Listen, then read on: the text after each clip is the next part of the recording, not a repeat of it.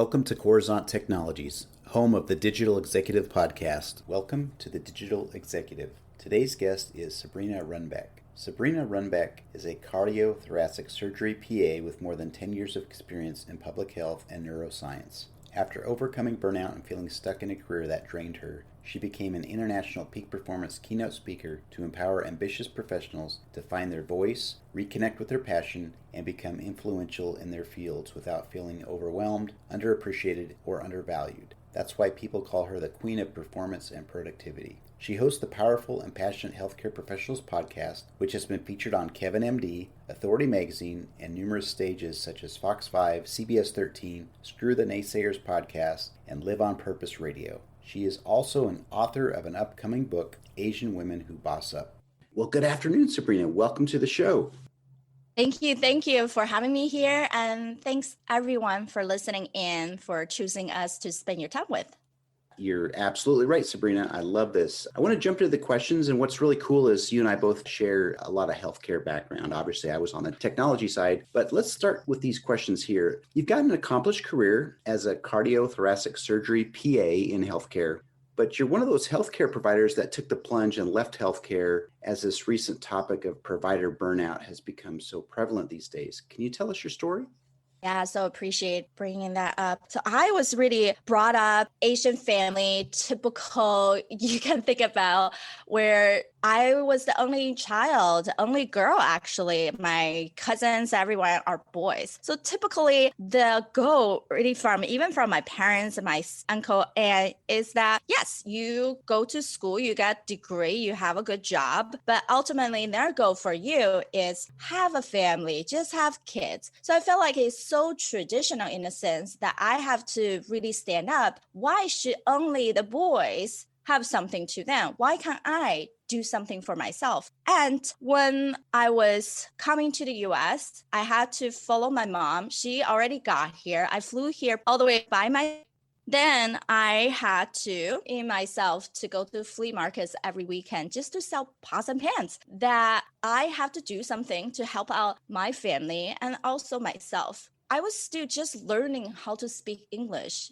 So in my teenage years, I wasn't the typical one who's going out discovering yourself. I was the one who actually had to do something every day. So that's also the time where I had to learn you got to work hard, and every time you have to push yourself. However, that mentality in many people, doesn't matter where you came from, is what caused us to stuck. But it also helped us to get to the position we're in now, because that's what I did. I continued on my school, 2 bachelor's, 2 master's, medical license, and finally got to one of the best cardiac center in the whole country. And then I thought, wow, this is it. However, at the same mentality, I felt like if it's so competitive in the hospital, in the environment, I got to do more and I got to show up. I got to prove myself at my worth. Then I started working 80 plus hours and taking calls just about every night on top of that. So one day I was so exhausted, barely slept for 3 hours the night before because I was on call again. And my body felt weak. I had a fever of 101 degrees. It wouldn't have been so bad, except I was in the hospital, scrubbed in. My body was weak, but I still had to operate for open heart surgery. And when I'm good, it's like this. I'm constantly chilling. I'm listening to music even when I was in the OR. But my nurse noticed that, Sabrina's not talking. Probably not a good thing. And they took pity on me and put cough drop and Dayquil under my mask just to keep me going. The next day, we all know, right? Little Band-Aid doesn't really help a whole lot. So when I woke up feeling still feverish, covered with night sweat, can barely get out of bed just to get a cup of water, I had to call in sick. I had to convince myself that, I guess you couldn't do it anymore. But the answer I got on the other side from my boss was, Sabrina, you couldn't tell me this sooner? And that's probably the first time I felt, wow, such a dagger in my heart, that no matter how much we're doing, people are expecting us to show up the way that we are, even though we might have pushed ourselves, stretched ourselves thin. And if we're just being treated as numbers, is that really our fault? or are we blaming on everything else? So many ambitious healthcare professionals, or even people who are not in healthcare, who just have a demanding job, we always thinking proactively for our clients. And we wanted to show up, we want to give, we wanted to seen as someone who have value. But what we don't seeing is that when we keep pouring out, keep saying yeses to things that do not align with who we are, and that's when we get stuck. That's taking away our precious time, sanity. And I guess most time we felt the sanity part. Actually, how we wanted to live matters so much more. And that's the question that we ever really asked of ourselves or even our friends. So at the end of the day, I have to really own up to that. I had to take ownership of my decisions. I allowed this to happen to myself. And therefore, I went back to my root in neuroscience and public health, learned from other big neuroscientists, cognitive psychologists, positive psychologists, and other performance coaches to come up with a simple system really that turned my life around. And so now I'm happy to say I'm still able to work in surgery and empowering other ambitious professionals who feel like they're always on to become that influential key player in their field, find their voice, and truly live into their passion and not turn it into a poison. That's an amazing story, Sabrina. Wow. It takes something like that to make people realize that there's more to life, there's more to career, there's more to everything else than to put the hours in and not be appreciated. I think we've all been there. So I appreciate that story. That is so amazing. And so, Sabrina, as you know, everybody globally has to make major shifts to adapt to this pandemic, especially healthcare workers and the COVID patients. But any perspective that you can share now that you're kind of on the other side of healthcare? It's such crucial time right now. I actually recently did a few TV news contribution on that specific topic.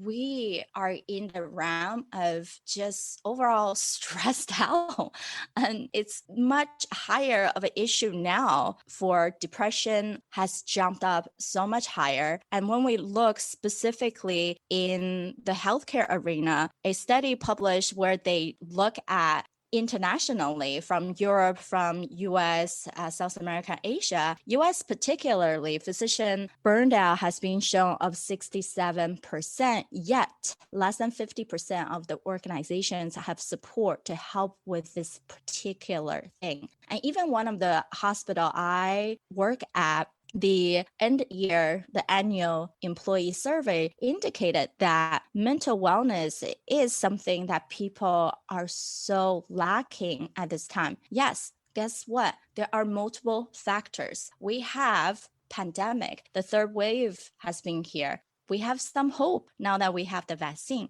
However, some people still debating if they should get it. And that creates stress. And what else is there? Holiday stress. People are supposedly thinking they want to enjoy their family, but they also feel like, oh, my finance this year has been wobbly. Now I have to spend a lot of money to cover gifts for each other. And even people can get together, then you have to put on the best behavior. So all of that is creating stress. And American Psychological Association actually did a study that 41% of Americans are in fatigue and anxiety during holiday seasons. And on top of that, we had a recent election, and there's actually a post-election disorder where people have just stressed out by which party then picked. Would that really go along with the bigger picture going forward? And that's really a belonging issue. And how would I stand? Who do I talk about? And that sometimes some of the case study has shown people even split their family because there are different political opinions. So all of these things just keep adding on top of each other. And when we're looking at life, when we look at our performance in our career, when we're looking at relationship, all of this are interconnected. I think one of the biggest issue we haven't thought about is people always looking for work and life balance, but they actually see them as two separate things. I see them as you have to create harmony in all key aspects of your life. And there are 10 of them. And that's why even for all my clients who wanted to become a peak performer, the first thing I have them do when they start coaching with me is to do 100-question deep dive into the 10 key components of their life. And so we can figure out what are their number one killer. Thank you for sharing that. That perspective is certainly insightful. And there is a lot of stressors due to the COVID, due to the election, due to everything else. And so there is a lot of people out there that need some help. So I think what you're doing is just amazing. So Sabrina, are you leveraging any new or emerging technologies within your space? Even if it's a cool app or a hack, we'd love to hear about it from your perspective. The new thing has been Clubhouse, and it's an app where people go in there and they become a live stream of a community. You can choose the room that you wanted to go in based on the topic, and you can join other people's room and go on there to ask a question, or you can start a room of yourself. I learned about this is very recently. I think they started back in April or May this year. And some of the people I'm part of a mastermind together, and some of them are in branding. So that's where I heard of. But it's really a place to create some community. You're not using video. It's just an app where you have a picture, your bio, and then you can link your Instagram and Twitter on there. And it's really an open forum. Even some of the celebrity coaches, you can see them pop on. Totally a free service, nothing's being charged. So that's some place that I have been jumping in here and there in the past few days to get some information myself and also serve others. That's awesome. And that name of that app's Clubhouse, right?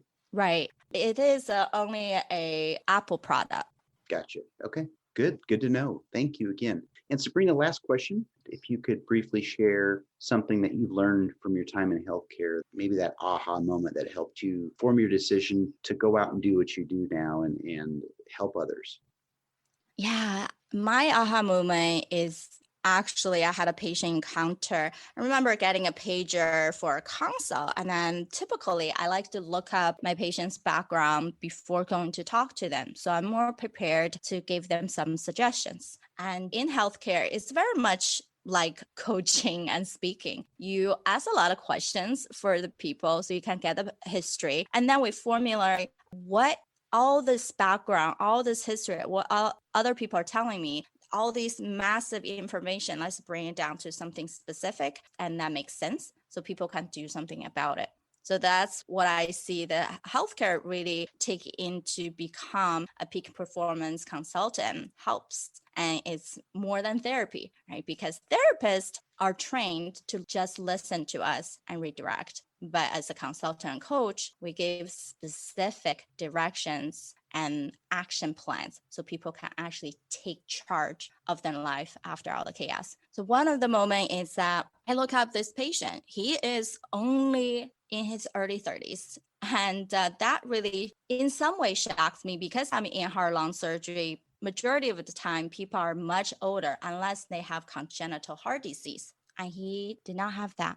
This patient, when I walk into his room, he was in an oxygen mask. Wife is at bedside. Her eyebrow is so wrinkled, and there are two kids on the ground just playing. Now, he was someone who came to us after he already had 3 open heart surgery because endocarditis. So endocarditis is an infection of inside his heart. And then for him, the mitral valve, the top chamber on the left side of that door, it has a infectious clot in there and causes breakdown in the new valve that he got a few months again.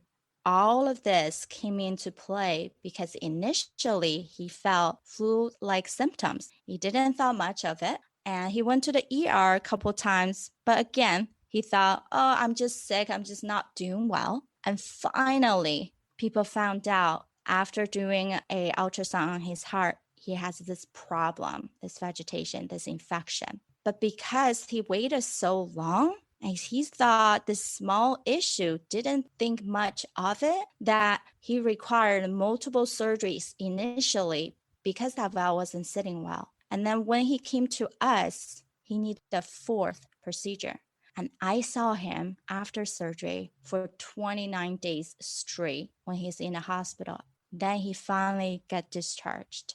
So I don't want myself or anybody got put into that position where you just let small things, quote unquote, go. And we know our body better. If we're not in the best position, then we're giving what's left over of us, not the best thing of us. And that's why I have a simple process to turn that table around. It's no longer just doing, wearing busyness as a badge of honor. Because just being busy doesn't mean we're actually going somewhere. Doesn't mean that we're serving ourselves or others to create that ideal life for ourselves.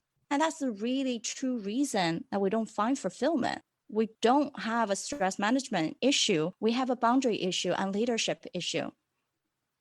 Wow, that's an interesting perspective. I really appreciate that. I know our audience certainly will.